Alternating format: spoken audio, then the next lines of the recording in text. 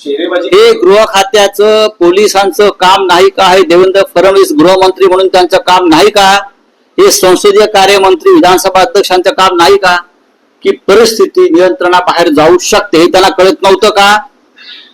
काम काय आहे त्यांचं? हेच काम आहे ना. गृह खात्याचं काम काय आहे? सुरक्षा व्यवस्थेचं काम काय विधिमंडळातल्या? सांगा ना मला. म्हणजेच मी म्हणतो की कायदा सुव्यवस्था ही पूर्णपणे अपयशी आहे. गृहमंत्री अपयशी आहेत, त्यांचं सरकार अपयशी आहे. गुंड टोळ्यात त्यांनीच पोचलेल्या आहेत त्याच्यामुळे त्या त्यांच्या नियंत्रणाखाली नाहीये. रोज 5-10 गुंड हे प्रवेश करून घेत आहेत. प्रवेश करण्यासाठी त्यांच्यावरती गुन्हे काढले जात आहेत. नाशिकला पहा, भाजपात प्रवेश करायचे म्हणून आधीचे गुन्हे ताबडतोब रद्द केले जात आहेत.